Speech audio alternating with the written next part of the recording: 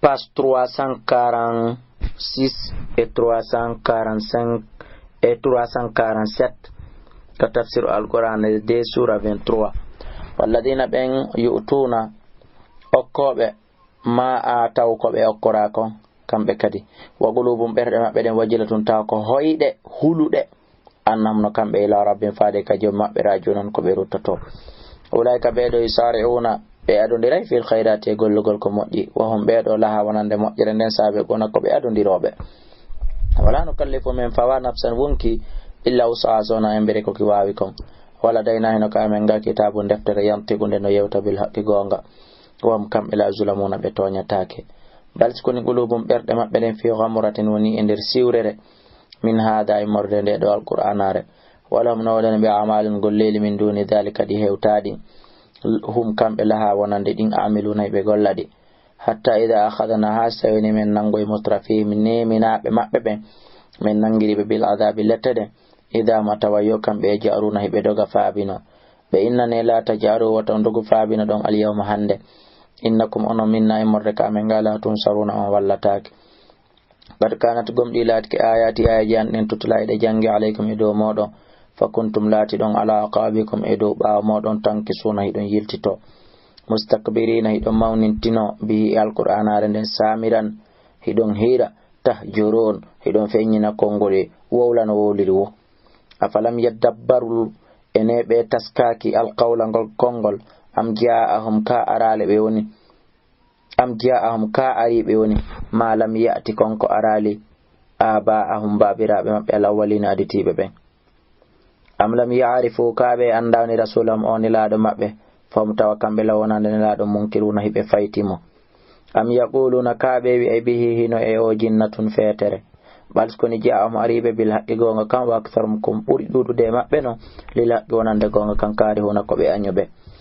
wala wittaba al haqqu awale wallahi si gonga kan jokki ahawa am ko welata be kon la fasadati samawatu kamuli din bonay wal ardu ilaydi ndi wa man fihi nabi won be hakkunde majji bal skoni atainahum men addani be dhikrim waju mabbe ngom fam kambe andi dhikrim gay waju mabbe ngom mu'ridoni be durni am tasalum ka alande be kharjan jotti fa kharaju rabbika wa ko jodde jomani khairum buri mojjude nani ta lando be kono allah ino andine laado landaki be wa huwa kan ko allah khairu raziqina kan ko ni mojjarsi ko wa inaka an la tad'uhum hidan noddude be ila siratin fadela al mustaqimin fewngol hibe salade wa innal ladina anduna be la yu'minuna tawbe gomdina bil akhirati la haraw anisirati gaylawol fewngol lanaki bona ko be salay be goltu walaw rahimnahum wayliten harame yurmano be wa kashafna min hunki meetima be kon koy mabbe min durini morde lor la lajjube dumoto no fi toyani me der bere mabbe ne yaamahuna ra ko be weemube wala gada khadnahum gomdi men nangiribe bil adabi latade famastakanu kono be yankinana no kili rabbim jo mabbe wa ma tadarrauna be lerkitanoki hatta idha fatana haba men uditi alayhim edo mabbe baban dambugal hadha adabin jomirangal letta shadidin tidude idha mutawiyo kambe fihi ender lettade mublisuna ko be tajibe hettagol wa walladhi kanko Allah ni ansha lakum tagan don asam anopidin wal absara e gitaden wal afidata e berde den qalilan fandi ma tashkuruna kon don yetude kon nemaji Allah de wa walladhi kanko Allah woni on dara akum remu don ko doni tagudo legoy fil ardi kalaydi wa ilay ko faade kama ko tuhsharuna on ko mo boyte don wa walladhi kanko Allah woni on yuhyihi mawruna wa yumitu mawara walaw kanko wadani ikhtilaful layli lutendirgol jemma wan nahari nyallangal afala taqiluna yo haqqilta bal skoni qalu be wi mithla ma qala al awwalun sifa ko aditi be wi kon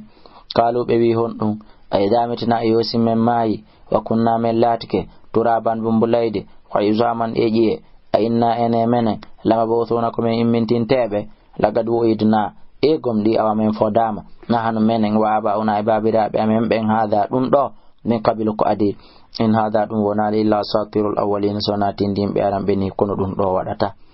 ullandi be limanil ardu kombo jey leydi ndi hakkone mabbe Allah